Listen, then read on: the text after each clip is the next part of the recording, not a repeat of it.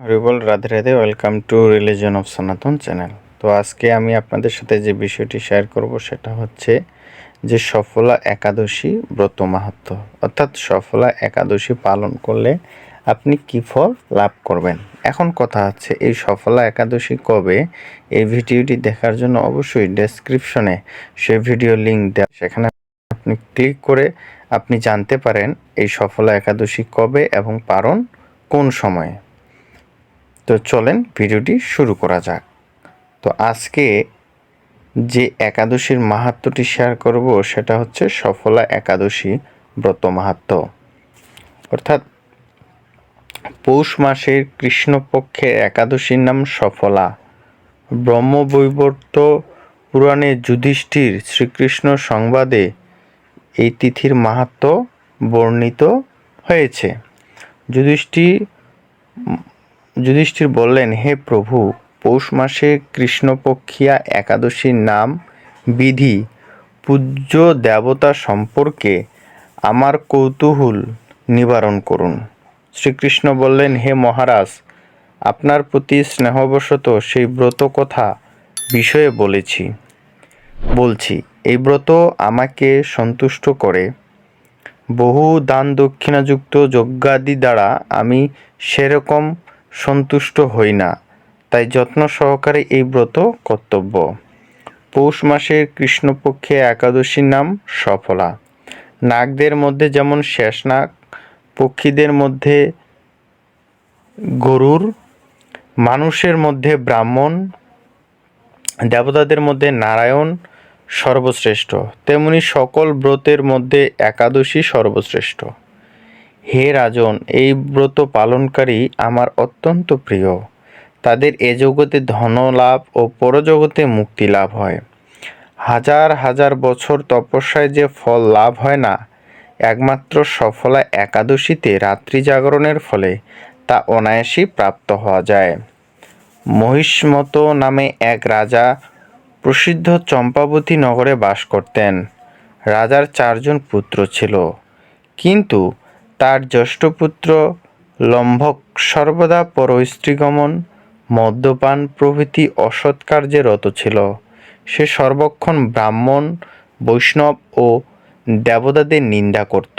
পুত্রের এই আচরণে ক্ষুব্ধ হয়ে রাজা তাকে রাজ্য থেকে বার করে দিলেন। স্ত্রী, পুত্র, পিতামাতা, আত্মীয় স্বজন পরিত্যক্ত হয়ে সে এক গভীর বনে প্রবেশ করল। সেখানে কখনো জীবহত্যা, আবার কখনো চুরি করে জীবন ধারণ করতে লাগলো। কিছুদিন পরে সে একদিন নগরে প্রহরীদের কাছে ধরা পড়ল, কিন্তু রাজপুত্র বলে সেই অপরাধ থেকে মুক্তি পেল।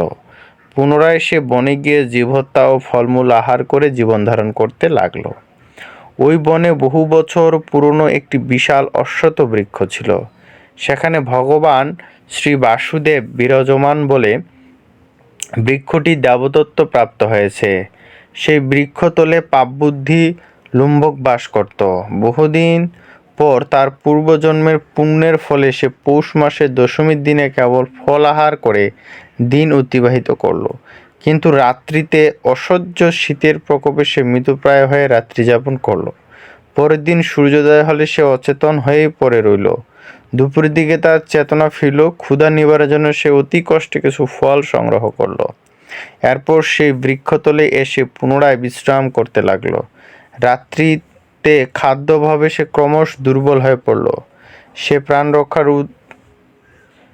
প্রাণ রক্ষার্থে ঈশ্বরের উদ্দেশ্যে ফলগুলি নিয়ে, হে ভগবান, আমার কি গতি হবে বলে অশ্রুপাত করতে করতে সেই বৃক্ষমূলে, হে লক্ষ্মীপতি নারায়ণ, আপনি প্রসন্ন হন বলে নিবেদন করল। এইভাবে সে অনিদ্রায় অনাহারে সেই রাত্রি যাপন করল।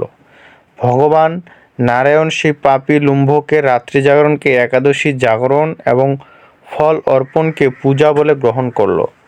এইভাবে অজ্ঞাতসারে লুম্ভকের সফলা একাদশী ব্রত পালন হয়ে গেল। প্রাতকালে আকাশে দৈববাণী হলো, হে পুত্র, তুমি সফলা ব্রতের পুণ্যপ্রভাবে রাজ্য প্রাপ্ত হবে। সেই দৈববাণী শোনামাত্র লুম্ভক দিব্যরূপ প্রাপ্ত হলো। তার পাপ বুদ্ধি দূর হলো। সে নিজেকে নিষ্কণ্ঠক রাজ্য লাভ করল। সে নিজেই নিষ্কণ্ঠক রাজ্য লাভ করল। স্ত্রী পুত্র সহ কিছুকাল রাজ্যসুখ ভোগ করে পুত্রের ওপর রাজ্যভার অর্পণ করে সন্ন্যাস আশ্রম গ্রহণ করল। অবশেষে মৃত্যুকালে অশোক অভয় ভগবানের কাছে ফিরে গেলেন। হে মহারাজ, এভাবে সফলা একাদশী যিনি পালন করেন তিনি জাগতিক সুখ ও পরে মুক্তি লাভ করেন। এই ব্রত যারা শ্রদ্ধাশীল তারাই ধন্য, তাদের জন্ম সার্থক, এতে কোনো সন্দেহ নেই। এই ব্রত পাঠ ও শ্রবণে রাষ্ট্রীয় যজ্ঞের ফল লাভ হয়। হরে কৃষ্ণ। অর্থাৎ যারা এই একাদশী ব্রত পালন করবেন তারা তো ফল লাভ করবেনই, এবং যারা আজকে এই ভিডিওটি শ্রবণ করলো তারা রাষ্ট্রীয় যজ্ঞের ফল লাভ করলো। হরি বল। রাধে রাধে।